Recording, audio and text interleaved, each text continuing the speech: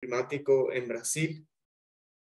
Vamos a empezar a grabar este seminario donde vamos a tratar los avances y el gran impulso al litigio climático en Brasil, un país clave en nuestra región, en nuestro continente. Entonces, si podemos empezar con la presentación inicial del seminario, Francisco, por favor.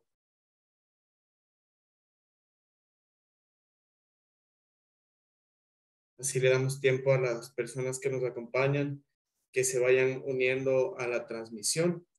Bienvenidos y bienvenidas a este seminario organizado por la Asociación Interamericana para la Defensa del Ambiente, AIDA.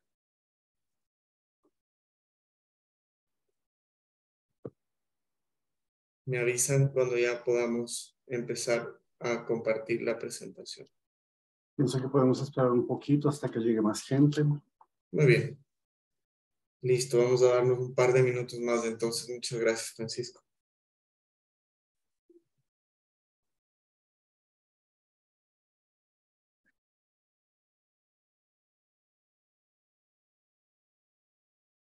Mientras tanto, les comentamos que este evento se va a grabar y lo vamos a colgar posteriormente en el sitio web de AIDA, donde consta todos los seminarios web que organizamos.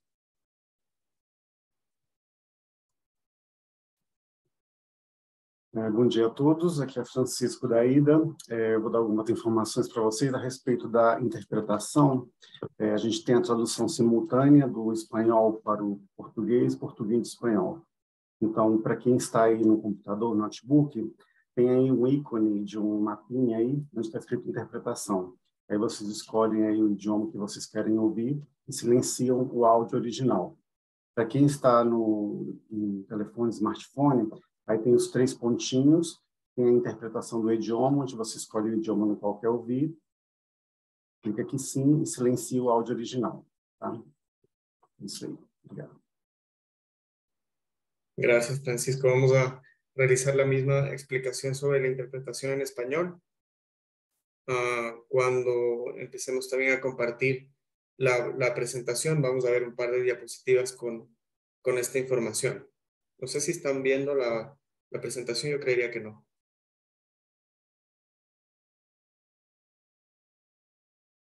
Francisco, ¿tú podrías compartir tu pantalla, por favor?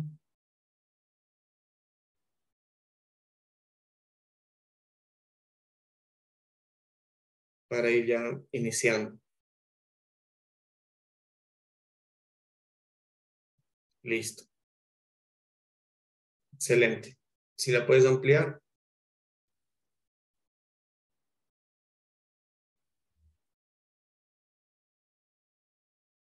Bien, mientras tanto, como les decía, el tema de nuestra conversación el día de hoy es el impulso de Brasil al litigio climático, avances y desafíos. Muy bien, ahora sí la vemos perfectamente. Avancemos a la siguiente, por favor.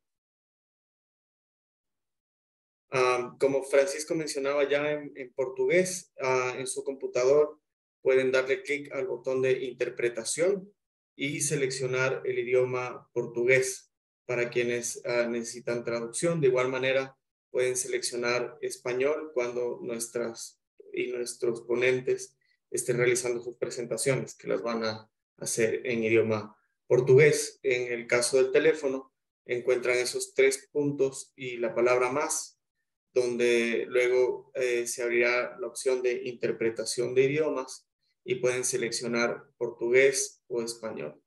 Muy bien. Entonces, el evento que nos convoca el día de hoy. Brasil es el país de la región que más emite gases de efecto invernadero, pero al mismo tiempo Brasil se caracteriza en los últimos meses por un gran impulso de la sociedad civil en este país y de organizaciones de derechos humanos, organizaciones ambientales, de la academia y comunidades y movimientos de base con un gran impulso al litigio climático. Esto es clave, no solamente porque Brasil alberga el 65% de la Amazonía, que sabemos que es un ecosistema clave para la regulación del clima en todo el mundo y además es hogar de numerosos pueblos indígenas. También es clave porque el impulso que Brasil le puede dar al litigio climático puede ser muy importante para que otros países de América Latina sigan utilizando esta herramienta que nos permite llevar la lucha por la justicia climática a los tribunales. En este sentido, estamos muy gustosos de contar con un grupo muy importante de personas que desde Brasil están realizando este trabajo desde la academia y desde las organizaciones sociales para impulsar avances como el precedente que se sentó en el Tribunal Federal, declarando que el Acuerdo de París se equipara con un tratado de derechos humanos, o como el primer caso que se ha presentado en contra de un Banco de Desarrollo Nacional por no incluir criterios de cambio climático en sus decisiones, lo que está inspirando casos en toda la región. De esta manera, están el día de hoy con nosotros y con nosotras Daniele de Andrade Moreira.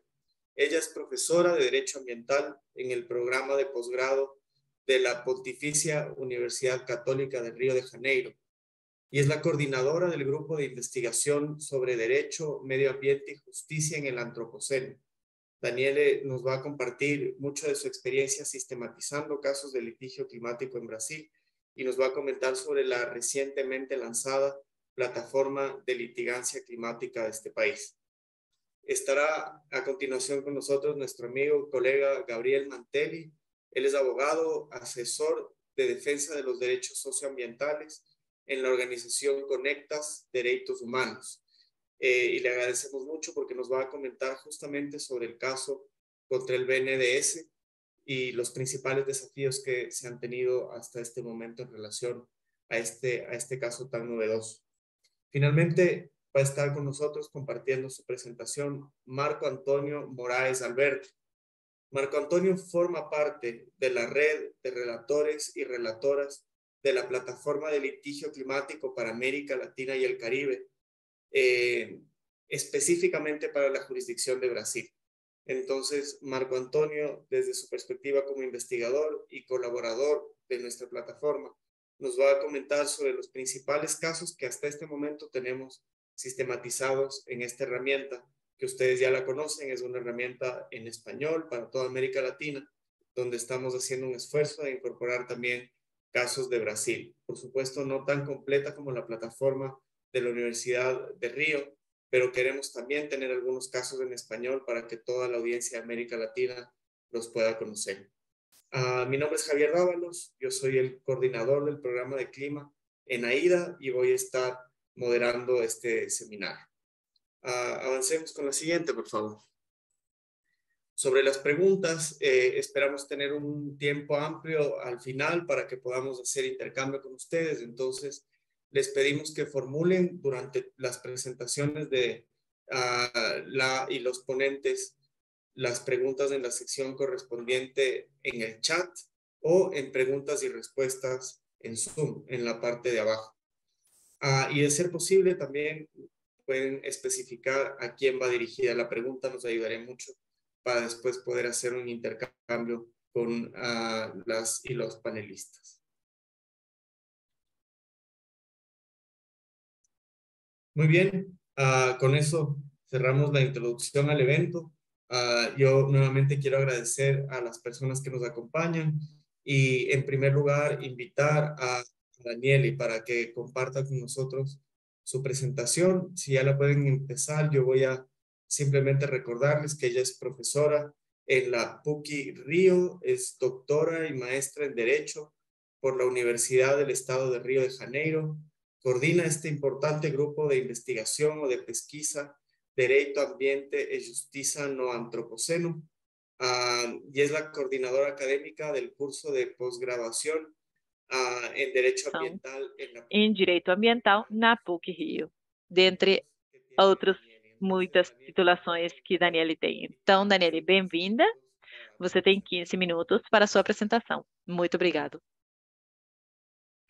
Bom dia a todas y a todos. Buenos días a todas y a todos quienes están aquí presentes. Muchas gracias, Javier, por tu presentación, por la invitación. Quería, antes que todo, agradecer también al equipo de AIDA, a Gisele. Intercambiamos algunos emails, con Francisco también. Quería decirles que es un placer estar aquí en este evento con Gabriel, con Marco Antonio también. Y voy a hacer una presentación compartiendo mi pantalla. Y mi charla de hoy va a ser principalmente orientada a las informaciones que fueron agrupadas por la Plataforma de Litigio Climático de Brasil, que es una plataforma que fue lanzada hace poco tiempo, fue lanzada en agosto de este año. Entonces tenemos actualmente un conjunto de 51 casos incluidos en esta plataforma. Fue un proyecto bastante desafiante, pero que está siendo muy placentero.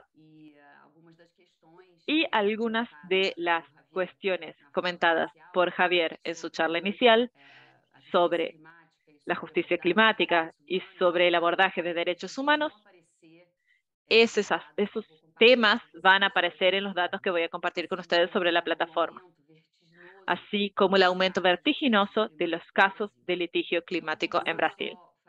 Voy a empezar entonces solo haciendo una referencia muy rápida a nuestro vínculo institucional. Somos un grupo de investigación, derecho, ambiente y justicia en el Antropoceno, que se resume como JUMA, se vincula al Departamento de Derecho y al Núcleo Interdisciplinario de Medio Ambiente de la PUC de Río. Esta plataforma fue construida por muchas manos, entonces yo quería dejar aquí rápidamente registrado que es un equipo bastante grande de investigadores e investigadoras, de doctorado, de maestría y de graduación, que junto conmigo construimos y desarrollamos esta plataforma. Y estoy muy feliz también de estar aquí en un evento promovido por AIDA, que es nuestra aliada, así como el Grantham Research Institute y el Centro de Cambio Climático de Colombia, que son nuestros aliados también. Y este proyecto fue financiado por el Instituto Clima y Sociedad. Hablando de la plataforma propiamente, está alojada, para quien ya quiere entrar, en la página de JUMA. Aquí pueden ver el link. Y nuestro propósito fue reunir casos judiciales brasileños clasificados como de litigio climático. Puede parecer una afirmación obvia, pero no es tan obvia. Litigio climático permite una serie de conceptos. Es un concepto bastante amplio. Entonces tuvimos que construir el concepto de litigio climático y una metodología propia para identificar esos casos y para clasificarlos según una serie de parámetros. ¿Y por qué parámetros? Son parámetros que permiten analizar esas particularidades, esas características de las acciones climáticas brasileñas, para que podamos tener un panorama, una fotografía de los casos que están en desarrollo y cuál es el perfil de los casos brasileños. Para eso fue necesario establecer una serie de parámetros y de diferentes clases. Para eso construimos esta metodología que está disponible también en la página de JUMA y que explica detalladamente cada una de estas clasificaciones y puede ser consultada por quien tenga interés. Ahora voy a presentar un poco el alcance de la plataforma y algunas de nuestras limitaciones, cómo los casos fueron seleccionados, clasificados y obtenidos, algunos resultados cuantitativos y hablar un poco del Boletín de Litigio Climático de Brasil, que es el documento que va a ser distribuido para todas las personas que están presentes en este evento. Entonces, sobre el alcance y las limitaciones. Nosotros nos limitamos, evidentemente, porque es una plataforma de casos brasileños. Entonces, consideramos casos que fueron presentados frente el Poder Judicial brasileño que tengan relación directa y expresa a cuestiones climáticas. Entonces, casos en que la cuestión climática surge como un eje principal de discusión en la acción o uno de los principales temas discutidos en la acción. Y en muchos de esos casos articulan otros argumentos ambientales o de otra naturaleza, pero tienen la cuestión climática como eje principal. Y también incluimos casos en que la cuestión climática, aunque sea abordada de forma explícita, no es presentada como una cosa fundamental o de base o como eje principal de la acción, sino que es llevada como en contexto del tema. para ayudar a fundamentar argumentos jurídicos que no son directamente climáticos. Nuestro propósito no fue y no es y no puede ser obtener de forma exhaustiva todos y cada uno de los casos que puedan tener una relación con la cuestión climática, y justamente por el amplio concepto de litigio climático. En el subglobal entendemos litigio climático, un conjunto de acciones que indirectamente pueden tener impacto con el tema climático, aunque traten de otros asuntos como desmonte y otros temas. La cuestión climática puede no ser un argumento importante en la acción y puede no aparecer, pero en función del desarrollo de la jurisprudencia ambiental brasileña y de la cantidad de casos ambientales, terminaríamos haciendo inviable la construcción de la plataforma si adoptáramos para el fin de esa construcción de bases de datos un concepto tan amplio. Decidimos limitar para viabilizar esta plataforma y también para dar mayor enfoque con el objetivo de proteger la estabilidad climática. Tenemos una serie de clasificaciones más de datos, de perfil de quien propone la acción, de quienes componen el polo activo de la acción, el polo pasivo, tipo de acción, y tenemos muchos tipos diferentes de instrumentos de procesos en Brasil, entender el estado de origen, entender cómo se distribuyen esas acciones en Brasil en las diversas entidades federales o estados. Y tenemos otras clasificaciones que también nos interesan bastante, que son la percepción, la identificación de si la acción tuvo amicus curiae o amigos de la corte, autorizados o no, si la acción se trata sobre algún bioma brasileño de forma relevante, si alguno de los biomas es tratado en ese litigio de una forma más importante, cuál es el sector de emisiones de gases de efecto invernadero principal abordado en aquel caso, si el pedido de la acción es un pedido que está alineado con la protección climática o si es desfavorable, si son pedidos de desregulamentación y por lo tanto no sería favorable a la cuestión climática, las medidas que son abordadas, si es una acción que trata sobre mitigación, sobre adaptación, sobre responsabilidad por daño ambiental climático, si es una acción sobre evaluación de riesgos climáticos, varios de estos asuntos en conjunto o ninguno de ellos, abordaje sobre clima, como dije, la definición es lo que nos va a guiar para identificar si el litigio entra o no en la plataforma, y es si la cuestión climática aparece de forma expresa como principal o como elemento contextual. Entonces, esa es una clasificación importante, si la cuestión climática aparece solo como un elemento contextual o si es el eje principal de la acción. Y la cuestión también de la justicia climática, que es algo que nos interesa de forma más fuerte, digamos. Si se menciona la justicia ambiental o climática de una forma expresa o implícita o si no existe. Y si el caso es un caso sistémico o puntual, más rutinero, que trata sobre aspectos puntuales de alguna situación o un emprendimiento específico. Antes de presentar los resultados, quería convidar a todas las personas que tengan información sobre litigios en Brasil, que nos avisen, que nos informen, porque no tenemos la perspectiva ni la posibilidad de buscar en todo. Nós tomamos conhecimento pela mídia, por artigos, né, por relatórios. Então, vamos agradecer muito a participação, a colaboração de todas e de todos. Né, uma primeira questão que eu queria apresentar para vocês muito rapidamente é essa evolução no tempo, que vai muito em linha do que foi dito pelo Javier na apresentação. Né? Nesse conceito de litígio climático, que foi construído para a construção da plataforma, a gente pode observar que alguns casos mais antigos são incluídos, mas há um aumento vertiginoso da quantidade de casos a partir de 2018, 2019, principalmente. E isso se dá muito em razão não só do aumento da conscientização, da sociedade civil participando de modo mais intenso das questões climáticas, mas também do movimento de retrocessos, de graves retrocessos socioambientais e climáticos que o Brasil vem enfrentando desde 2019, especialmente. Então, é uma reação da sociedade né, em função desses retrocessos.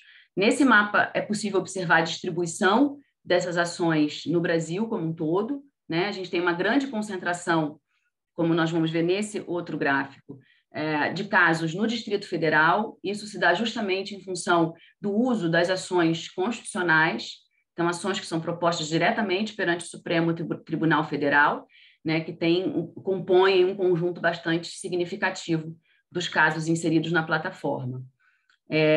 Aqui a gente consegue observar a distribuição dessas ações por tipo de ação.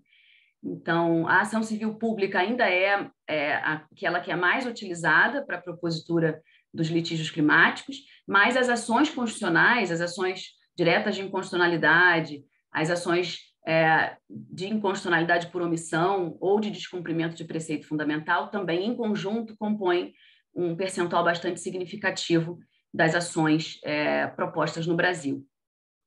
Esse outro gráfico é bastante interessante, que traz o perfil, né, do polo ativo, de quem propõe as ações. Então, o que é interessante perceber é que o Brasil sempre teve no Brasil, o Ministério Público sempre teve um protagonismo na propositura de ações ambientais, embora nós já tivéssemos a possibilidade de ambientais também, ações civis públicas, principalmente, né? Com base na nossa lei da ação civil pública. Mas aqui o que se observa é que as ações climáticas, embora o Ministério Público ainda seja o responsável pela maioria das ações propostas, nós temos a sociedade civil organizada desempenhando um papel bastante importante. Então, isso caracteriza um perfil da litigância climática no Brasil. Passando para o próximo, os tipos de polo ativo, né? Então, a gente também quis dividir pelos atores, né? Entender que os atores privados ainda são os mais responsáveis, né, pela propositura dessas ações. Quando a gente olha o polo passivo das ações e as características sobre o polo passivo, a gente vê que o poder público está ali como principal chamado, né, a responder no âmbito dos litígios climáticos brasileiros, né? Os entes federativos, os órgãos da administração pública, agentes de Estado, as empresas e indivíduos aparecem aqui em menor quantidade, né? E também temos uma divisão por tipo de polo passivo, conseguimos ter esse perfil também, os atores públicos. E aqui o que nós consideramos a nossa cereja do bolo, digamos assim, né, é a abordagem da justiça ambiental ou climática. Para nós, a justiça climática é um desdobramento da justiça ambiental e ela pode ser entendida como esse conjunto de práticas e de princípios que asseguram que nenhum grupo social, né, seja étnico, racial ou de classe, suporte de modo desproporcional uma parcela, né, das consequências ambientais negativas e das consequências climáticas. Então, a gente não tem um conceito de justiça climática muito abrangente e desconectado desse viés mais crítico mesmo. E a partir dessa concepção, nós fizemos uma análise do conjunto de 50 casos, agora são 51, dos 50 casos inseridos na plataforma, e vimos que em 31 deles não há qualquer referência à justiça climática, nem de modo implícito. Então, conseguimos identificar implicitamente em 13 casos uma preocupação com justiça climática ou ambiental, né, e uma menção expressa somente em 6 casos. Né, e a gente vai desenvolver estudos mais específicos a partir desse recorte aqui, mas não tivemos tempo ainda de fazer isso. A abordagem do clima também, nós temos 29 casos em que a questão climática é uma das questões principais, ou a questão principal, e 21 dos casos está equilibrado, né? A questão climática aparece de modo contextual. Né? O alinhamento da demanda da proteção climática, nós temos ainda um perfil, como já era esperado, de uma grande... El alineamiento de la demanda de la... né? Poucos não são. Tenemos muchos casos en defensa del clima, pocos no lo son. Biomas, aquí son las ocurrencias, no el número de casos. Naturalmente, la Amazonia aparece como el bioma que tiene más casos, pero en muchos casos no hay ninguna referencia y ningún bioma aparece de forma relevante en la acción. No sector contribuyente, la mudanza de la tierra, como ya esperado, es un gran villano, seguido por la energía y por la agropecuaria, y es natural en relación a medidas abordadas, la mitigación no es el número total de casos, porque muchas acciones tratan de más de una medida de las acciones, entonces tenemos ese perfil, ya estoy terminando aquí, con relación a los casos, si son sistémicos o puntuales. Consideramos sistémicos los casos que tienen como objetivo una adecuación o alteración en política pública privada. Esos casos son la mayoría y tenemos también algunos casos puntuales que son más rutineros y en los que se discute algo más rutinero y que pueden ser modelos para litigios parecidos. Aquí este es el link a nuestra plataforma. Es posible entrar todas las informaciones, hacer búsquedas, filtrar los casos, los reportes, que nada es, o que no es otra cosa que esas presentaciones que fueron hechas aquí con alguna presentación y consideración con esos números. Entonces es un boletín muy simple que fue realizado porque nos pareció que era importante divulgar esas informaciones cuanto antes, aunque ya sabemos que estamos incluyendo nuevos casos. Entonces este boletín registra el perfil de los 50 casos que fueron incluidos inicialmente en la plataforma. Tenemos 51 y estamos incluyendo otros en las próximas semanas. Agradezco mucho entonces y estoy a disposición. Muchas gracias por esta presentación y por comentarnos el proceso de creación y la metodología de la plataforma de litigancia climática no Brasil. Es importantísimo el trabajo que vienes haciendo junto con todo el equipo de pesquisadoras de Juma, del Centro de Investigaciones de la Universidad de Río, para poner en un solo lugar todos los casos de litigio climático en Brasil. El objetivo de este seminario, como les decía en la introducción, es que podamos hacer un intercambio más fuerte entre Brasil y los países de América Latina hispanohablantes para tener más y mejores casos de litigio climático que nos permitan utilizar esta herramienta de una manera que sea una forma más para lograr acceder a la justicia climática en nuestros territorios. Entonces, la presentación que has realizado hoy nos ayuda mucho para tener un panorama claro y general de cómo está avanzando el litigio climático en Brasil. Y ahora vamos a hacer un zoom hacia un caso específico, un caso muy interesante al que le deseamos todo el éxito y que fue lanzado hace poco por nuestros colegas de Conectas Derechos Humanos. Vamos a volver luego contigo, Dani, para las preguntas y ahora le vamos a dar la bienvenida a Gabriel Mantelli. Gabriel es asesor en Conectas Derechos Humanos y además es estudiante de doctorado en la Facultad de Derecho de la USP y la Universidad de São Paulo. Él es licenciado en Derecho y tiene un máster en Derecho y Desarrollo. Y además, él es parte de la Asociación de Profesores de Derecho Ambiental, del Instituto de Investigaciones, Derechos y Movimientos Sociales y de la Iniciativa Latinoamericana de Abogados Climáticos para la Acción Movilizadora. Bienvenido, Gabriel. Te vamos a dar la palabra por 15 minutos para hablar sobre el caso del BNDES, sus principales avances y sus desafíos. Bienvenido y tienes la palabra.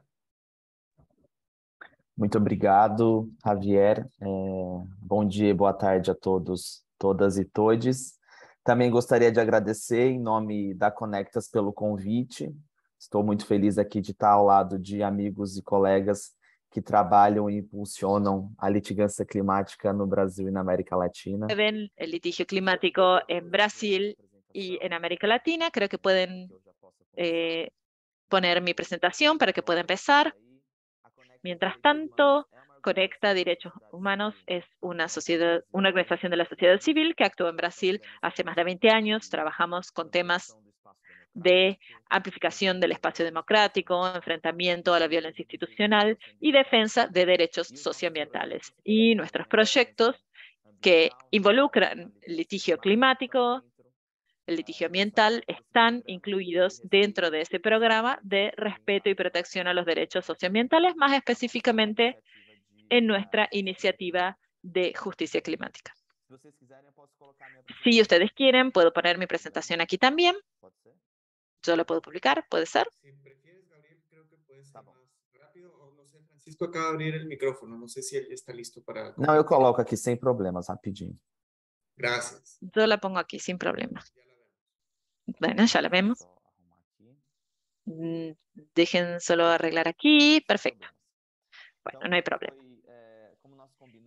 Entonces, como comentamos, voy a comentar un poco sobre nuestro caso climático que involucra al BNDES. Para quienes de fuera de Brasil y no conoce el BNDES, el BNDES es nuestro principal banco de desarrollo brasileño y uno de los más importantes de todo el mundo. El banco tiene una tradición histórica en nuestro país en el sentido de promover el desarrollo y pensar políticas de industrialización, políticas también entrando en cuestión de políticas ambientales. Conectas, entonces, en fase del trabajo realizado en el ámbito del litigio climático, también entiende que, como la profesora Daniele ya demostró con los datos, hay mucho litigio climático involucrando principalmente agentes gubernamentales y el sector público. Gran parte de nuestros litigios involucra acciones gubernamentales, especialmente en los últimos 3-4 años en que gran parte de las estructuras ambientales y climáticas de Brasil fueron totalmente desmanteladas por el gobierno federal, lo que trae consecuencias, evidentemente, como el aumento de emisiones de Brasil y una gran preocupación en relación a eso. Pero al mismo tiempo que Conectas está participando en este universo, en este ecosistema del litigio climático, entre comillas, pública, que está mirando a los agentes públicos, Conectas también entiende que es importante que Brasil establezca un circuito también de litigio climático corporativo, o sea, enfocado en agentes privados y agentes corporativos, para que también podamos establecer un tipo de responsabilización que preste atención a ese tipo de sector y no solo al gobierno. Claro que es fundamental que podamos efectivar ese litigio climático público que está en curso en Brasil, pero también es importante que establezcamos algunos rumbos para el funcionamiento del litigio climático corporativo. En este sentido, también considerando todo eso, Conectas viene trabajando con un caso del BNDES, que es el Banco de Desarrollo Brasileño, y voy a comentar cómo ese caso fue articulado y cuál es la estrategia y cuál es la importancia de este caso en el escenario brasileño y de alguna forma en el escenario mundial. Entonces, para comentar con ustedes que estamos procesando al BNDES, pero específicamente la rama de inversiones que es el BNDES PAR. El BNDES tiene una estructura de gobernanza bastante compleja en relación a lo que hace en términos de cómo moldea el desarrollo brasileño y lo hace por medio del financiamiento, pero también por su rama de inversiones.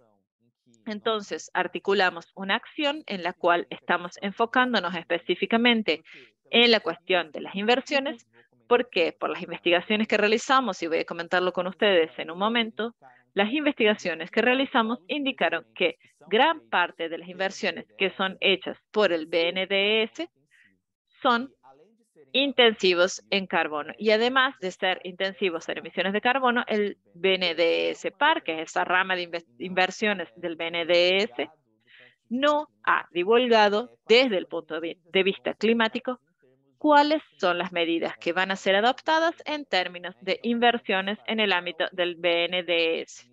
Entonces, la BNDES PAR, que es la rama de inversiones del BNDES, ha tenido participaciones expresivas en los sectores de petróleo, de gas, de minería y en sectores de gran impacto ambiental y de emisiones de gases de efecto de invernadero.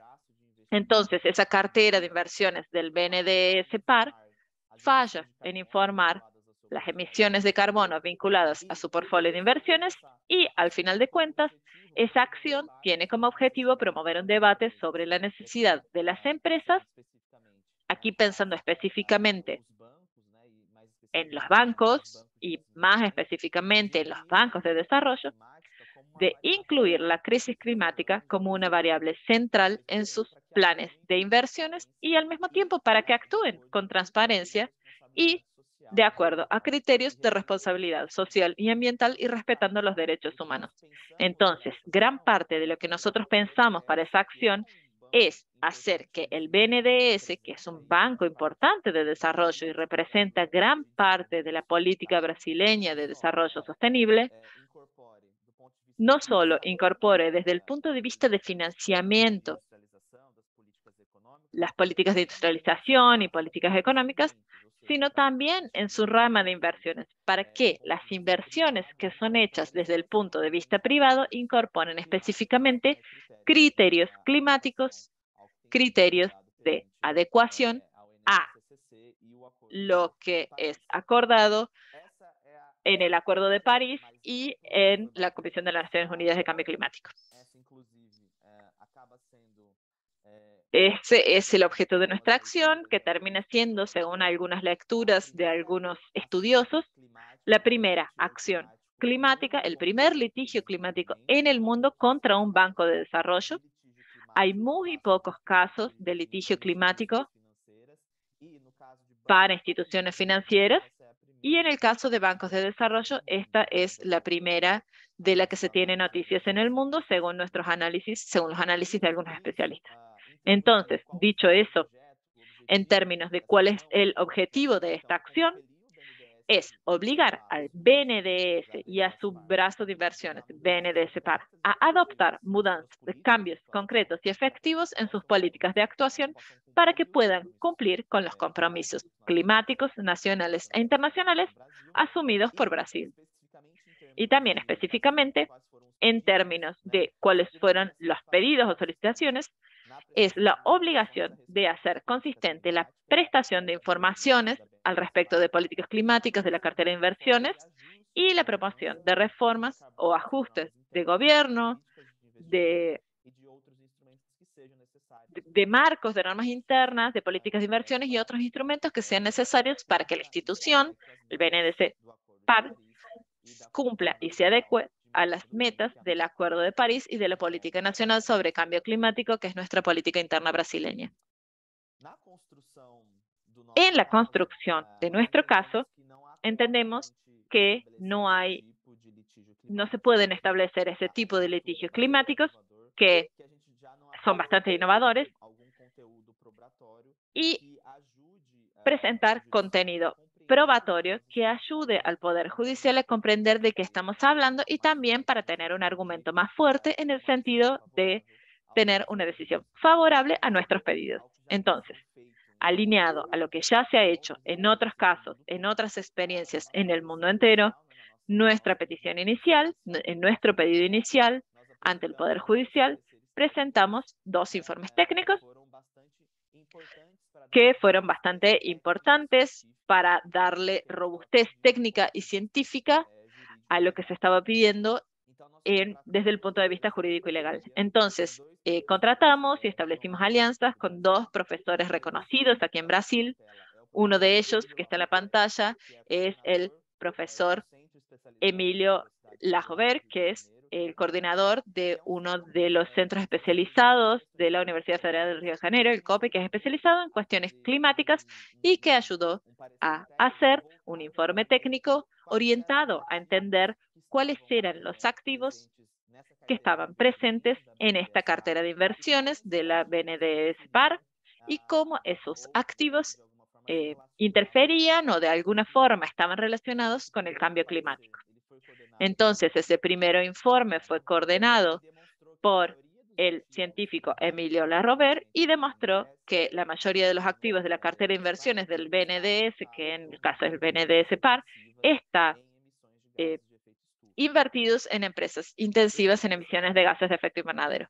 Ese informe técnico, ese cálculo, fue hecho a partir de un análisis de informes publicados por las propias empresas y tomó como referencia una muestra de más de 80% de la cartera de inversiones de la BNDES-CEPAR, que hasta marzo de 2021 estaba concentrado en empresas de sectores de petróleo y gas natural, como ya dije, energía eléctrica, producción de carne, minería, papel y celulosa.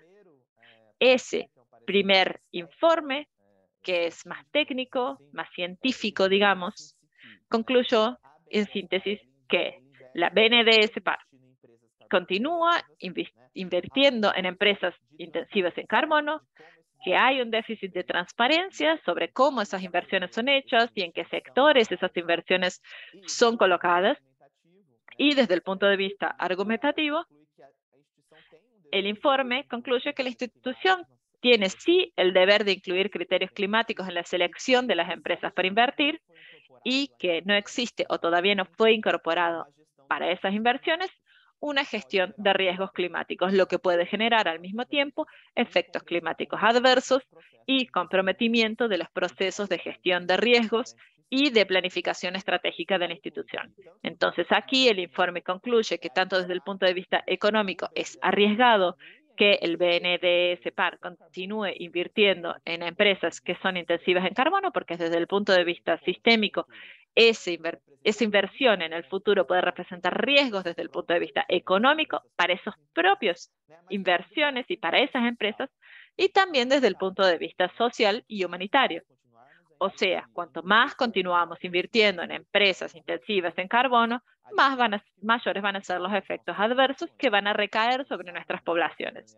Y sabemos, como la profesora Daniela ya dijo, que esos efectos adversos terminan recayendo sobre las poblaciones más vulnerables que están en el sur global, hablando en mujeres, pueblos indígenas, quilombolas y así por delante. Y acompañando ese informe técnico-científico, también hicimos una alianza con la Fundación Getúlio Vargas, en nombre del profesor Mario Shapiro, para que tuviéramos acceso a un parecer jurídico legal.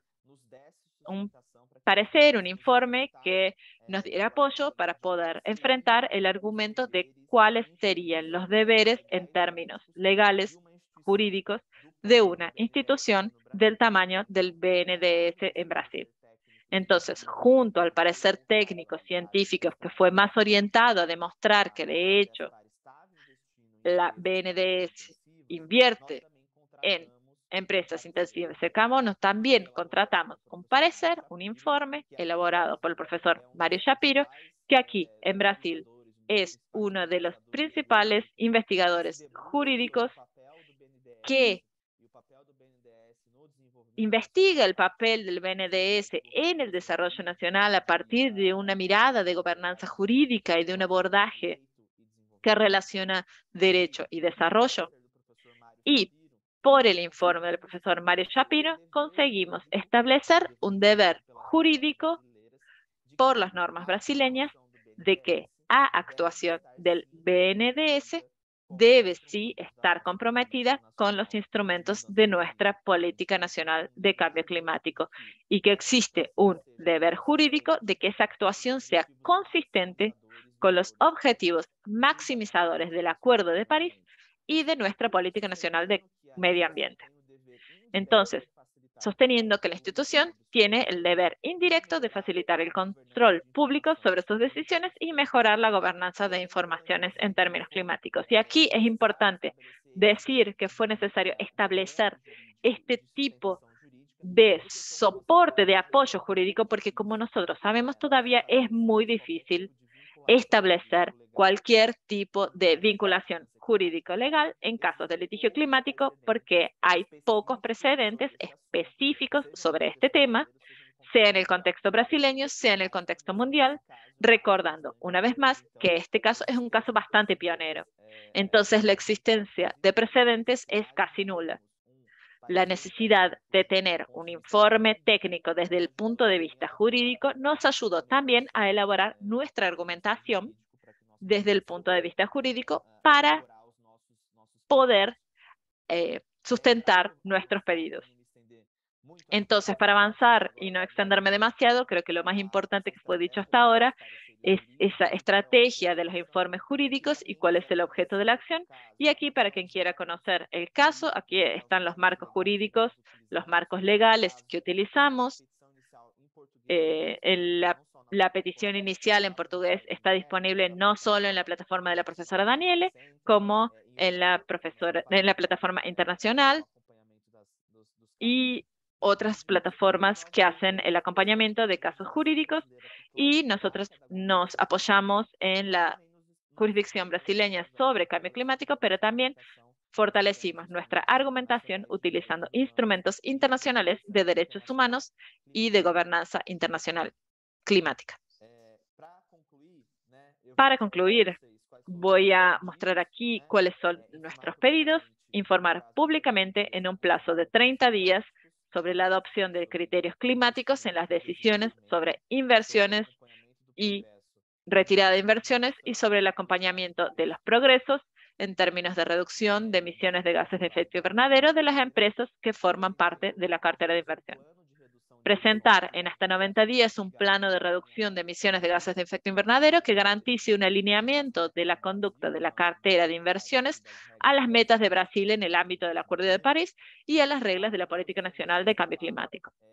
Y también la propuesta de instalar en hasta 60 días una sala de situación climática que sería un mecanismo de accountability, de transparencia, de acompañamiento, de rendición de cuentas que pueda evaluar la implementación del plano de reducción de emisiones de forma transparente y garantizando la participación de representantes de la sociedad civil, de pueblos y comunidades tradicionales, de Ministerio Público, de Defensor del Pueblo, académicos y miembros del Poder Judicial. Solo para aclarar un punto que tal vez no quede muy claro para personas que no son de Brasil. El Banco Nacional de Desarrollo es un banco público, o sea, además de tener que dar respuestas al mercado, también tiene que dar respuestas a la población brasileña según nuestras normativas. Entonces, entendemos que ante todo esto, ante toda la forma en que este banco fue creado y estructurado en los últimos años, hay que darle prevalencia a la participación popular y pública en el delineamiento de las políticas y las estrategias de inversiones. Y por eso pedimos que considere la participación popular en ese pedido de creación de sala de situación climática. Ese caso fue construido con muchas manos, con la ayuda de muchas asociaciones, muchos aliados. La construcción de ese caso fueron realizadas varios análisis de riesgos, en la actuación de Conectas como organización de la sociedad civil, que en un contexto de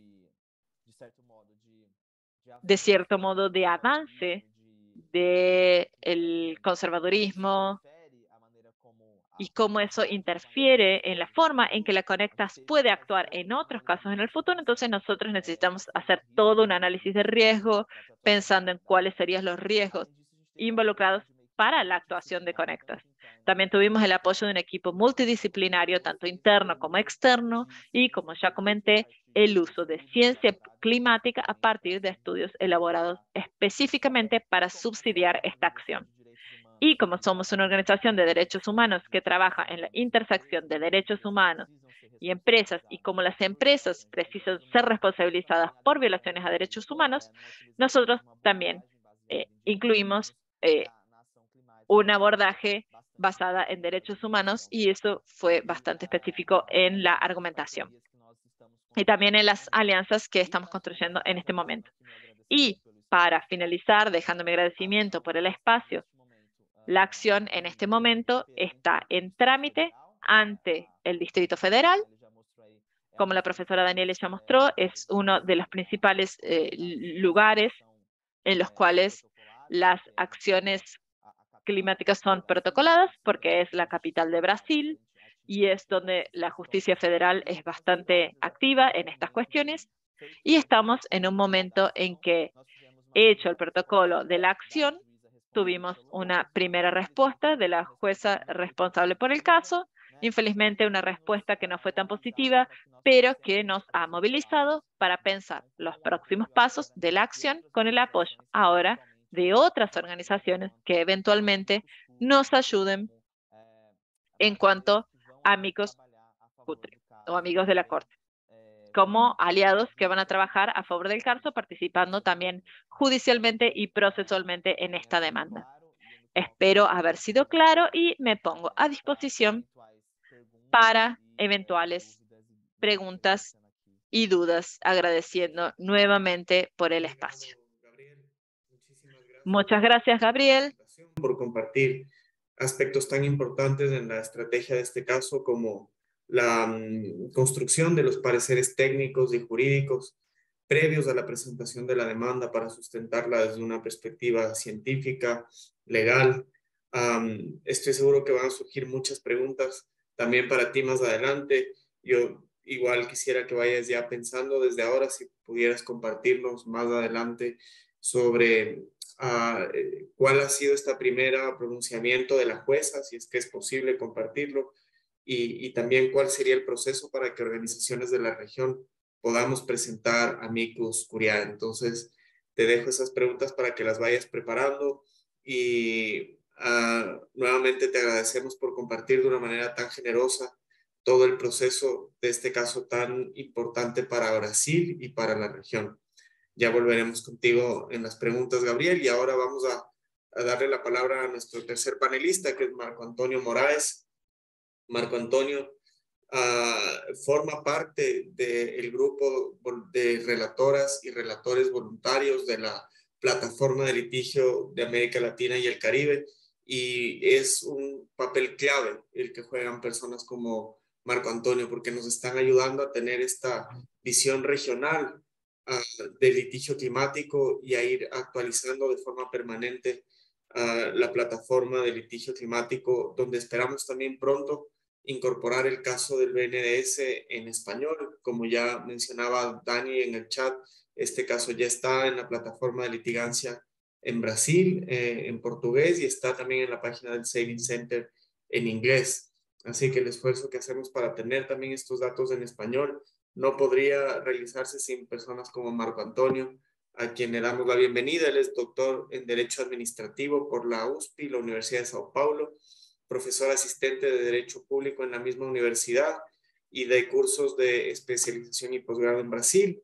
Es especialista en el régimen jurídico internacional del cambio climático, coordina e investiga en el grupo de estudios en legalidad de la Universidad de Sao Paulo y, como les decía, forma parte del grupo de relatores de la Plataforma para América Latina y el Caribe. Así que, Marco Antonio, te damos la bienvenida, te agradecemos infinitamente por el aporte que realizas con tu trabajo y te damos la palabra por 15 minutos para hablar justamente sobre qué casos de Brasil, hacer un breve resumen, están en la plataforma de litigio climático en español.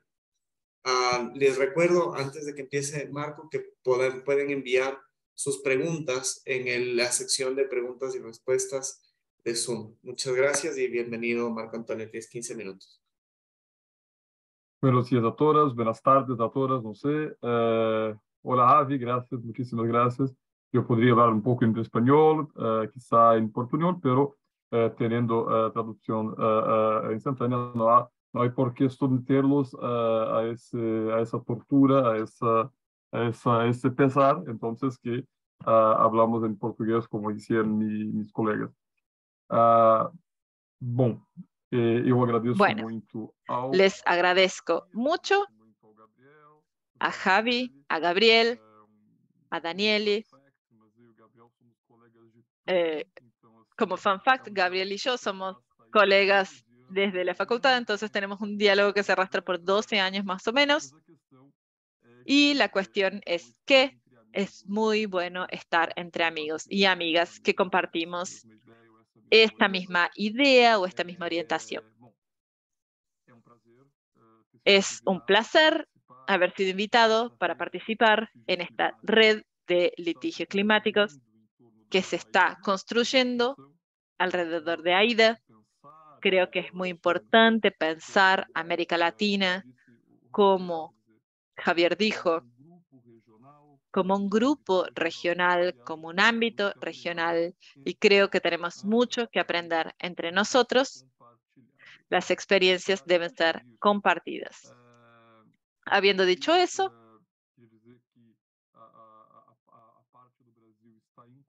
Y quiero decir que la parte de Brasil está en construcción en la plataforma de AIDA y por eso felicito a la profesora Daniele por la red enorme que está coordinando, el grupo que está coordinando, que trajo este panorama inédito del litigio climático en Brasil. Nuestra ambición es tratar de construir un casamiento en lo que comunicamos en español en el portal de AIDA y lo que está siendo comunicado también en portugués en el portal de Juma, y compartir información, trabajo. Esto es algo que estamos construyendo y creo que vamos a avanzar mucho en esta construcción a partir de hoy, con todos ustedes como testigos de este nuestro protocolo de buenas intenciones. Muchas gracias, Daniel, también por este trabajo que es monumental. Ayer envié a unos colegas franceses para que vieran el link de la plataforma de Juma, para que vieran los instrumentos procesuales que tenemos en Brasil a disposición en litigio climático. Y mandé el link de ustedes porque es un trabajo muy positivo, muy bueno, muy profundo. También a Gabriel le agradezco mucho por el trabajo que Conectas viene haciendo hace años en relación a este tema, al litigio climático. Especialmente un punto, Gabriel dijo que es muy interesante, que voy a hablar un poquito sobre eso, que es el tema del litigio climático corporativo. Creo que es algo que realmente tiene que avanzarse en Brasil, tal vez también en América Latina, porque tenemos en Brasil una fijación por motivos bastante comprensibles. Tenemos una fijación de pensar el litigio climático siempre en relación al Estado, sea una unidad federativa o sea en órganos o entidades administrativas, pero siempre pensando en el poder público como reo de las acciones climáticas. Y esto claramente es muy importante, pero es solo una parte del problema ambiental. Y pensar el litigio climático corporativo es muy importante también. Lo que voy a hacer ahora entonces es comentar como académico, como alguien que viene del derecho constitucional y del derecho administrativo, que es mi área de formación, comentar un poco lo que podemos entender como una visión de todo, una visión de conjunto de estas experiencias incipiente de Brasil en litigio climático. Comienzo contextualizando un poco en la línea de lo que la profesora Daniela hizo. El litigio climático en Brasil es una novedad relativamente a otros tipos de cuestiones de derecho. Este es un fenómeno relativamente nuevo que a Brasil llegó después inclusive de otros países de América Latina. Llegó después de lo que ya sucedió en Chile, después de lo que ya sucedió en Colombia, para dar algunos casos. Y esta novedad o este boom, por decirlo de alguna forma, en la acción climática, yo creo que está relacionado a dos factores importantes. El primero es la emergencia al nivel federal de un gobierno en 2018, un gobierno que es abiertamente opuesto al aumento de la protección estatal del medio ambiente, es un gobierno que es refractario a eso, y también creo que existe en Brasil una creencia en la justicia constitucional. Y creo que esos factores de coyuntura ayudan a explicar el boom. Tenemos un gobierno antiambiental y por otro lado tenemos una expectativa de que la justicia constitucional pueda corregir ese problema. Creo que esos dos factores están relacionados y pueden explicar por qué hubo este boom y por qué ahora en el litigio climático en Brasil. Ahora ya observando el acervo de acciones, y voy a enfocarme en un recorte muy específico que son las acciones directas en el Tribunal Federal, en el Tribunal Supremo Federal, llamados paquete verde, que para quien no es de Brasil, son las acciones constitucionales propuestas directamente ante la Suprema Corte de Brasil. Ese paquete Ese conjunto es formado por 7 acciones que fueron reunidas por la propia Corte para facilitar nuestro trabajo, digamos. La idea es facilitar un trabajo haciendo este recorte específico. Pero quiero llamar la atención a un detalle que creo que es muy importante. Bueno, en ese proceso de esas 7 acciones, hay una decisión de mérito, o sea, una decisión final, solo una de esas 7 acciones, que es la acción que Javier comentó, que es la acción que reconoció el estatuto, o sea, la posición del Acuerdo de París en el interior de las fuentes jurídicas brasileñas. Y reconoció, por lo tanto, que no se puede paralizar el Fondo Amazonia. O sea, que el gobierno no puede dejar de invertir en este fondo que tiene como objetivo la protección de la Amazonia. Algo que llama mucho la atención en este argumento es el primer gráfico que apareció en el PowerPoint, en la presentación de la profesora Danieli, que es la curva de acciones climáticas o de litigios climáticos de Brasil. Hay un dato interesante, siempre me gusta ver los datos de los gráficos, que dice lo siguiente: los números representan la acumulación de acciones a lo largo de los años. O sea, el cuadro es una acumulación, no son solo las nuevas acciones que aparecen en cada gráfico, aparecen las acciones que están pendientes de juzgamiento. Solo para entender esa construcción del gráfico. Lo que muestra es que tenemos una acumulación de acciones de litigio climático. O sea, son muchas acciones siendo propuestas en puntos de tiempo que son muy próximos entre sí. Son muchas propuestas en un corto espacio de tiempo. Esa es una información importante.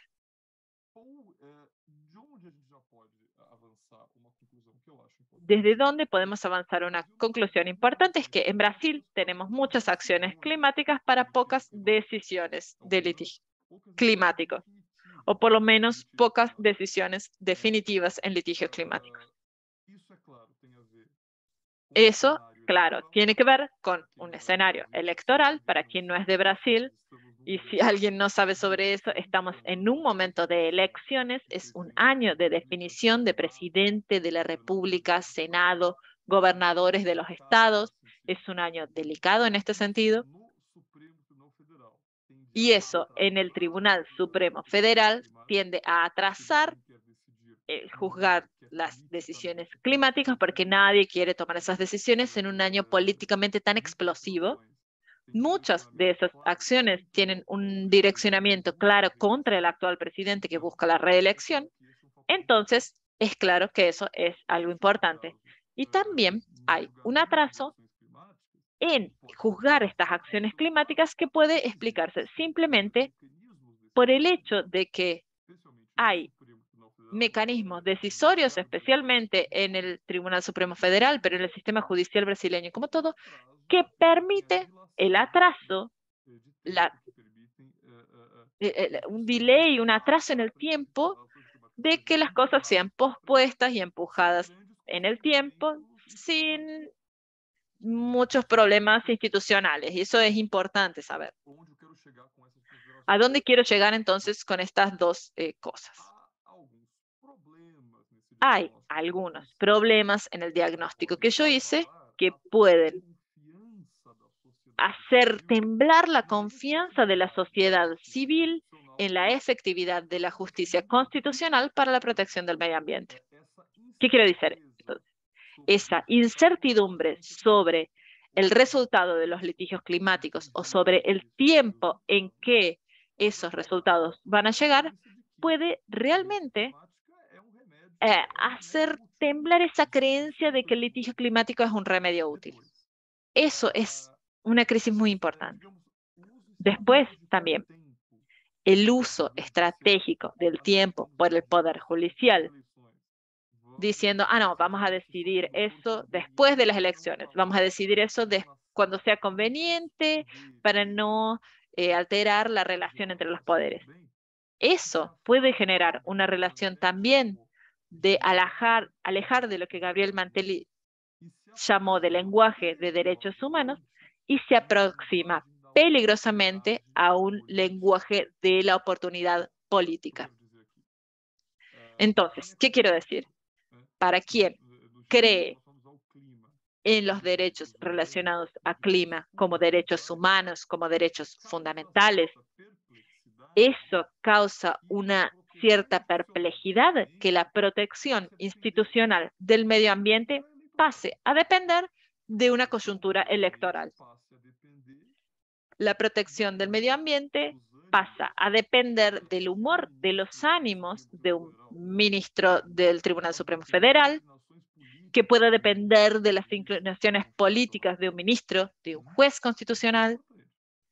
Eso es muy importante, porque si son derechos, no deberían depender de coyunturas. Si son derechos, no deberían depender de particularidades políticas o ideológicas de quien sea. Profundizando, es algo que en el derecho constitucional nosotros podríamos decir que tal vez un análisis inicial, ese primer año o los 2 primeros años de litigio climático en Brasil, puede darnos la sensación de que la justicia climática en Brasil corre el riesgo de ser comprendida mucho más como una póliza que como un derecho, haciendo esa distinción que en el derecho constitucional es muy común entre póliza y right o derecho, entre política y derecho. Es claro que el derecho constitucional presupone política, pero la efectividad de la protección climática, una vez que ella es elevada a la condición de derecho fundamental, ella es un derecho, no es una política. En tesis, un análisis de esa incertidumbre y de esa morosidad sobre las decisiones puede llevarnos a un abordaje que es más parecido al de políticas que al de derechos. Y para mí eso es un problema muy importante que debe ser tratado inclusive en el contexto de América Latina. Entonces, ya cerrando lo que yo quería decir, quería resaltar justamente algunas líneas de aprendizaje institucional y yo creo que pueden inspirar no solo a Brasil, no solo en un horizonte futuro, que las personas en la punta de la flecha como Gabriel que están proponiendo, eso puede darnos lecciones no solo para lo que pueda suceder en Brasil, sino para lo que pueda suceder en América Latina. Yo empezaría resaltando lo siguiente. Primera lección, primer aprendizaje en este periodo de tiempo corto, pero ya es un primer aprendizaje. Las configuraciones institucionales del Poder Judicial importan para el litigio climático. No podemos hacer un litigio climático que no tenga en cuenta las instituciones jurídicas que van a ser las responsables por la toma de decisiones. Entonces, me parece que las configuraciones institucionales son importantes. Entonces, el derecho constitucional y más del constitucional, el derecho administrativo es estratégico para entender qué está en juego cuando se habla de litigio climático, sea por lo que se espera de la decisión o sea por lo que se puede esperar de la decisión dada la configuración institucional jurídica. Una segunda lección, tal vez, y aquí es realmente un análisis muy incipiente de este tema que ya es muy incipiente, pero tal vez sería interesante concentrar los esfuerzos, evitar la replicación de acciones muy semejantes, direccionadas al mismo órgano jurisdiccional.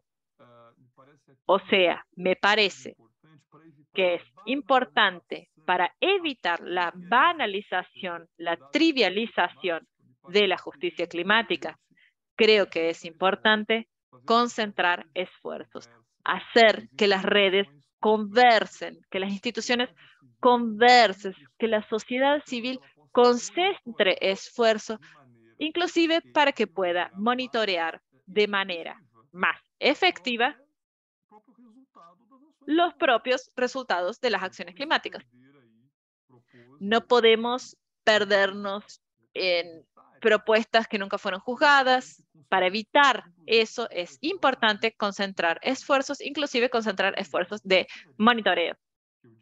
Para terminar, una tercera lección que yo creo que es importante, creo que para toda América Latina, es que el énfasis en los derechos humanos, o sea, la comprensión de que la justicia climática, la justicia ambiental de forma más amplia, se traduce en un lenguaje de derecho, ese énfasis solo tiene sentido y es eficiente si su realización no es vista como dependiente de coyuntura política electoral. Es muy importante, algo que Gabriel también dijo, darle fuerza jurídica a esos compromisos constitucionales, a esos derechos humanos, enfatizarlos como obligaciones y no solo como voluntad de quien sea. Eso es muy importante para que nos dirijamos a una madurez en el litigio climático en Brasil y en América Latina.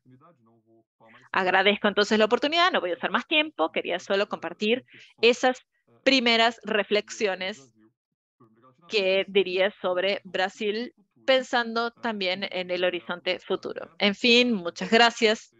Javier, les paso la palabra y estoy atento a las preguntas que van a venir.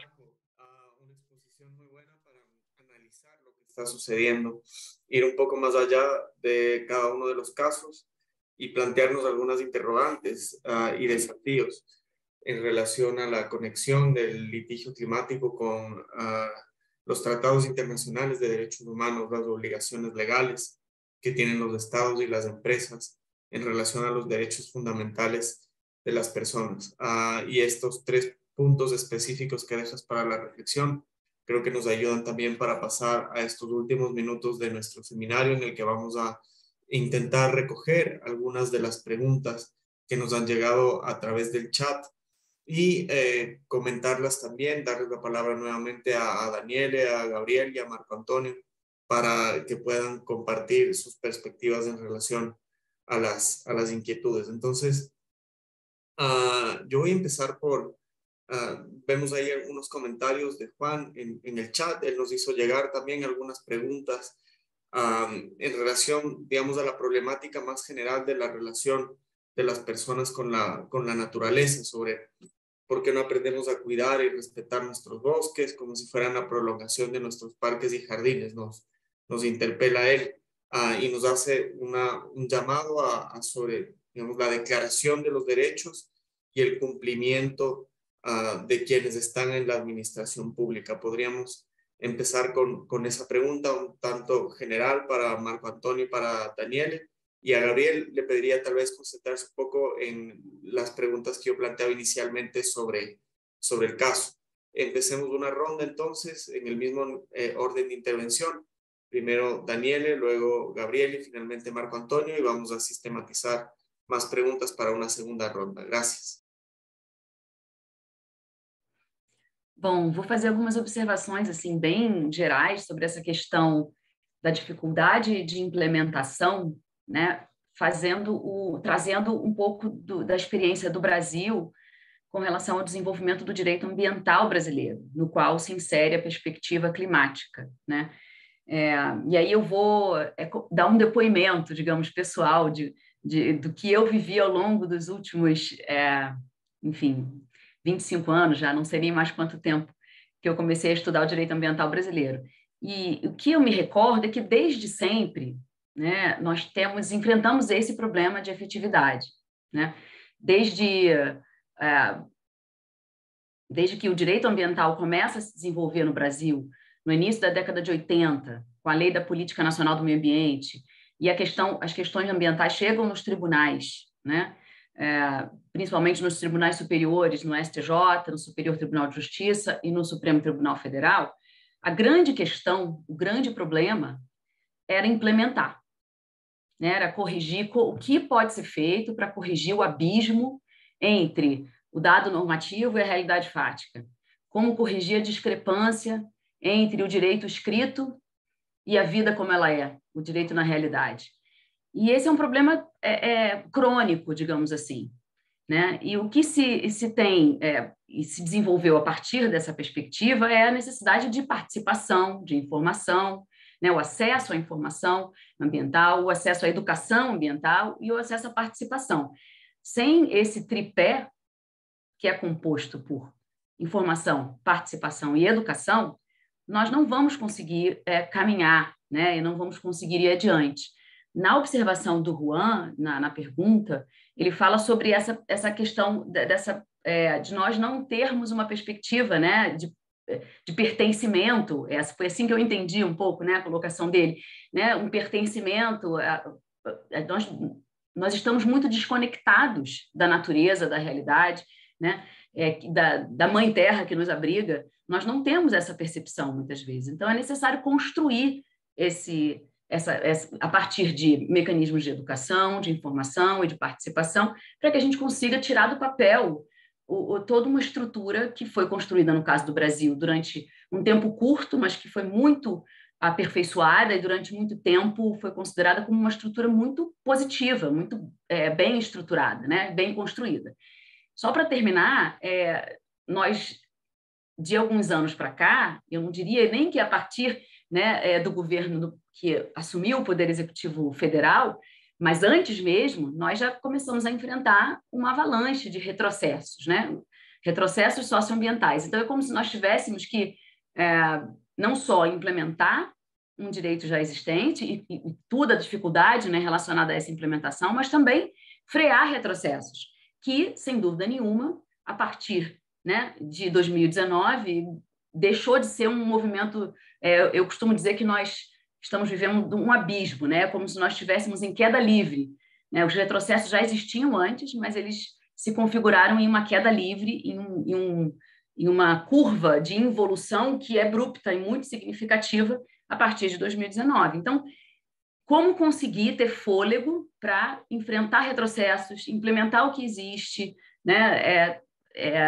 Trazer para dentro do Brasil o reconhecimento de que os tratados de direitos humanos têm um status de supralegalidade de modo efetivo, né? E aí, para terminar a minha fala, que eu já estou falando muito aqui, estou trazendo só umas reflexões, eu queria aproveitar para convidar, eu vou mandar o link aqui no chat depois, mas nós vamos ter um evento no dia 27 de outubro, às 11 horas aqui do Brasil, um evento em que nós vamos discutir um e-book que nós acabamos de lançar sobre a implementação doméstica do Acordo de Paris. Então, a gente discute no livro quais são os argumentos jurídicos que podem ser mobilizados para que se exija do Estado o cumprimento do Acordo de Paris. Essa publicação foi anterior ao julgado da ADPF 708, né, do Fundo Clima. Foi uma pena até porque estava no prelo quando saiu o julgamento da 708, então ela não está no texto, mas ela segue essa linha de argumentação do ministro Barroso na ADPF 708. Eu vou compartilhar o link aqui. Não sei se eu respondi, só compartilhei pensamentos. Muchas gracias, Dani. Muy bien. Vamos con Gabriel. Obrigado, muito bom ouvir vocês. Acho que, Javier, é para eu comentar um pouco sobre os desdobramentos da ação do BNDES, mais especificamente, correto? Tá certo. Então, pessoal, como nós falamos, como eu falei, a gente protocolou o caso e, infelizmente, a gente fez alguns pedidos de tutela antecipada, ou seja, alguns pedidos que a gente já queria algumas respostas mais céleres do judiciário, e, infelizmente, os nossos pedidos de tutela antecipada foram negados, então, por isso que eu comentei que, infelizmente, a gente teve uma primeira derrota, vamos dizer assim, dentro dessa batalha que vai ser esse caso judicial. Infelizmente, a gente está tendo muita dificuldade de estabelecer uma comunicação com o judiciário que seja efetiva. E, mais uma vez, nos coloca essa dificuldade e, ao mesmo tempo, essa responsabilidade que nós temos de, enquanto pessoas que estão, né, organizações, advogados, advogadas, estamos querendo avançar a litigância climática no Brasil, isso nos coloca essa responsabilidade. Eso nos pone en la responsabilidad de establecer un diálogo con el Poder Judicial que sea no solo un diálogo de emergencia climática, sino también al mismo tiempo que sea un diálogo de cierta forma de compartir de lo que es esa emergencia climática.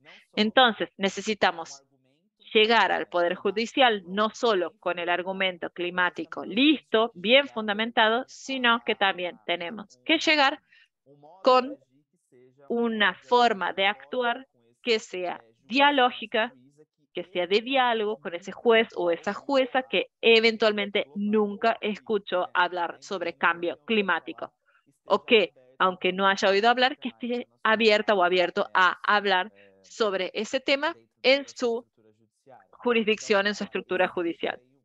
Entonces, existe un papel que la profesora Danieli acabó de comentar una vez más, que es el papel de la información, la participación y la educación en términos ambientales. Solo que creo que tenemos que profundizarnos un poco más en eso, ¿no, profesora Danieli? No solo en términos ambientales, sino en términos climáticos específicamente. Creo que la narrativa del desarrollo sostenible, de la protección a la naturaleza, la narrativa de salvar las plantitas y los bichitos, como a mí me gusta decir, creo que esa narrativa ya está incorporada. Inclusive la protección del medio ambiente es uno de los grandes factores que identifica a la población brasileña por la región amazónica, por el Pantanal y por nuestro historial con la biodiversidad. Pero aún así, cuando vamos a hablar específicamente sobre cambio climático, con el Poder Judicial todavía hay una dificultad muy grande de entender cómo ese cambio climático está relacionado con el marco jurídico y de qué forma toda esa gobernanza climática que existe en Brasil y los acuerdos asumidos internacionalmente van a ser reflejados en obligaciones que deben ser cumplidas por las empresas, por las agencias gubernamentales y así como Marco Antonio también dijo. ¿Cómo hacemos para reflejar todo eso en obligaciones? Estamos teniendo ese papel también, en ese caso, de sensibilización de quien está juzgando nuestro caso, el papel de mostrarle cómo la emergencia climática debe ser reflejada en acciones jurídicas emergentes también. Necesitamos respuestas lo más rápido posible. Y por eso consideramos que el pedido de anticipación de tutela, que lamentablemente fue negado, va en contramano de todo lo que estamos debatiendo aquí, desde el punto de vista teórico, desde el punto de vista de otras experiencias que ya han sucedido en todo el mundo. Pero bueno, esa batalla fue perdida, la guerra no acabó. Hay otros pasos ahora que vamos a desarrollar. Conectas ya entró con un recurso ante esa primera decisión, que es una decisión provisoria. Entonces, de nuevo, hablando con una comunidad latinoamericana que no necesariamente conoce nuestros caminos procesuales, esta es una decisión provisoria de uno de los puntos iniciales de anticipación de tutela, que es una medida cautelar, como la llamamos aquí en Brasil. Eso fue negada y nosotros estamos recurriendo a esa primera decisión o apelando a esa primera decisión. Entonces, vamos a tener dos frentes paralelas, que son las medidas cautelares de anticipación de tutelas, y vamos a acompañar esa apelación y también el caso como todo continúa siendo apreciado y estamos esperando esa apreciación o esa decisión en una conversación siempre muy franca y muy directa con la persona que está decidiendo el caso, en el sentido también de instrumentalizar a la persona que está juzgando y sensibilizarla en la cuestión de la emergencia climática.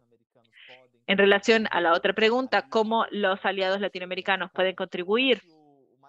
En este caso, creo que lo más interesante es traer las experiencias de éxito en sus países Nosotros sabemos que hay una dificultad, lamentablemente, de tener una experiencia que sea muy similar a la que está sucediendo en este caso, porque este caso es innovador, pero al mismo tiempo existen otras experiencias más amplias de litigios estructurales en países latinoamericanos que con seguridad pueden sensibilizar al juzgador al respecto de lo que está sucediendo. Entonces, si existen organizaciones o personas que estén interesadas en contribuir, pongo mi nombre a disposición para entrar en contacto conmigo, pero siempre en el sentido de pensar cómo otras experiencias en países vecinos, especialmente aquellos que están eventualmente lidiando con la selva amazónica, con la deforestación y con empresas intensivas de carbono, esas contribuciones son más que bienvenidas para entrar en este campo de lucha, en este caso más fértil para nuestro lado.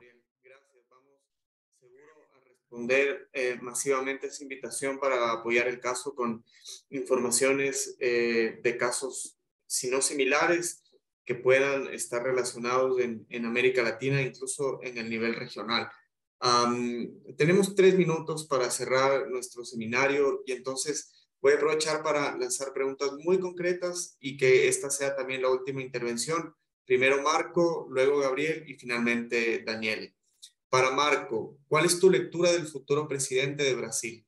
¿Y qué cambios o retrocesos podría haber en materia climática? Una pregunta compleja en la coyuntura actual en Brasil. Para Daniele, ¿cuál es la diferencia, en portugués entendería, entre litigio e litigancia? Si puedes explicar si es que hay alguna diferencia entre los dos términos. Y para Gabriel, también una reflexión sobre cómo ves el asunto de la categoría de patrimonios mundiales de la UNESCO, si es que esto puede contribuir en la problemática del cambio climático y ser utilizado en los litigios climáticos. 1 minuto para cada uno y con eso cerramos, por favor. Oi, Javier, olha, 1 minuto vai ficar difícil para responder essa Mira, Javier, 1 minuto va a ser difícil para responder esta pregunta. ¿Realmente quieres que haga no solo un análisis, sino también un milagro? Pero bueno, en fin, voy a tratar de ser breve. No sé a quién acompaña por la pantalla. Yo veo cuando Gabriel y cuando Daniele hablan, agradezco tanto a Ida por promover este encuentro porque realmente es muy bueno estar con personas que piensan y que tienen una visión muy parecida de aspectos diferentes que se complementan sobre litigio climático, sobre el problema de Brasil. Creo que lo que Gabriel dijo es muy ejemplar en una preocupación que yo traté de hacer énfasis en mi charla también. ¿Cómo darle consistencia jurídica a un litigio climático?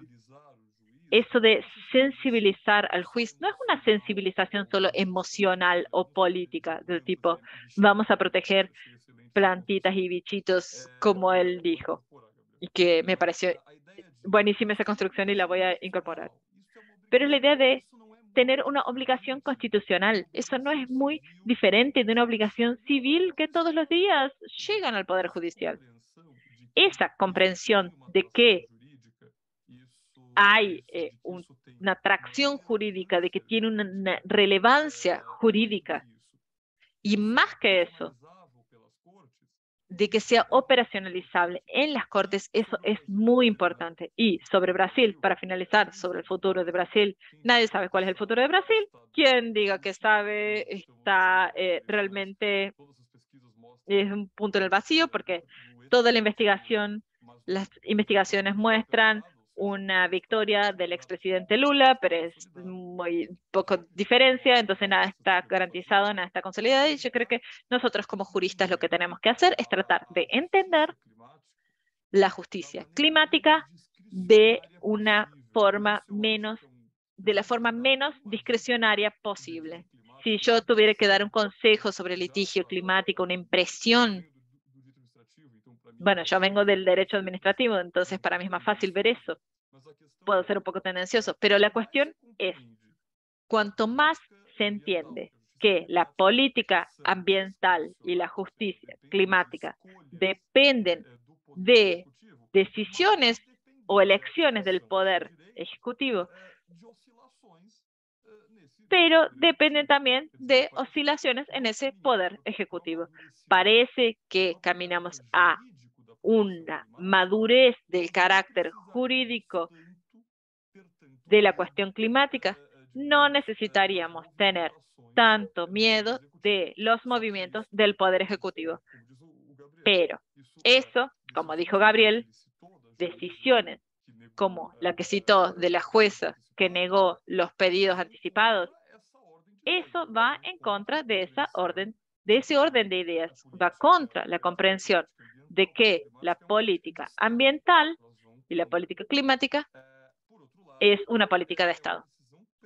Por otro lado, es una decisión perfectamente alineada a la tradición del derecho público en América Latina, que es comprender que el poder público tiene una esfera de elecciones prácticamente arbitrarias, prácticamente en la que no cabe un control judicial y por lo tanto el Poder Judicial va a tener siempre una postura de abstención. Entonces, contra esa tradición teórica en el derecho público, para mí, litigio climático debe ir hacia allá, siempre en el sentido de que si no entendemos que la política ambiental y climática es separada, cuanto más superemos este entendimiento, más seguros vamos a estar en relación a esas oscilaciones extremas en la dirección política y en las direcciones de los gobiernos. Sintéticamente era eso, perdón que me extendí un poco, pero es una pregunta compleja. Muy bien esa síntesis. Seguimos entonces con Dani y cerramos con Gabriel, por favor. Bom, vou tentar ser bem objetiva. Bueno, voy a tratar de ser bien objetiva, bien rápida. Creo que litigancia es todo el movimiento, todo un conjunto de estrategias, de tácticas, de caminos que pueden ser judiciales o no, pueden ser precontenciosos, no van a llevar la discusión a tribunales, pero también incluye esa perspectiva del movimiento llegando a los tribunales, orientado a la defensa del clima. El litigio climático ya viene como esa acción específica que, si lo llevamos al judicial, es contencioso. Es la acción que es propuesta en una acción climática. La política climática puede ser una acción específica en el ámbito del movimiento de la litigancia climática que puede ser negocial antes de la propuesta de la acción. Entonces, litigio es la acción específica, litigancia es el movimiento en sentido más amplio. Esa es mi opinión. Daniele, muchísimas gracias. Nos ayuda mucho también esa precisión. Gabriel, cerramos contigo. Perfeito. Eu acho que Perfecto, entonces. Yo creo que la discusión voy a ampliar la discusión para una discusión sobre derechos culturales y la interlocución de eso con la cuestión de patrimonio cultural.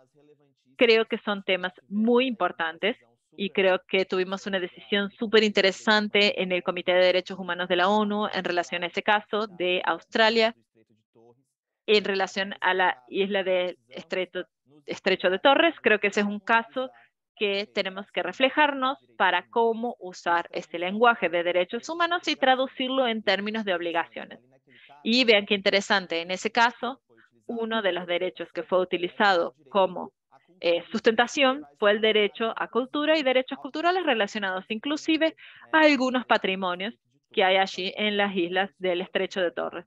Entonces eso puede ser replicado sin duda, lo veo como una estrategia bastante efectiva en esa interlocución entre derechos humanos y cambio climático y cómo utilizar todo el marco normativo, sea internacional o sea el que fue internalizado en los países por medio de derechos fundamentales, a favor de la acción climática, teniendo en cuenta que en términos de emergencia climática, en un contexto de emergencia climática, gran parte de los derechos humanos fundamentales garantizados están siendo cotidianamente violados, sea a partir de violaciones de gran impacto o esas violaciones de lenta duración, que son inclusive los más difíciles de ser responsabilizados.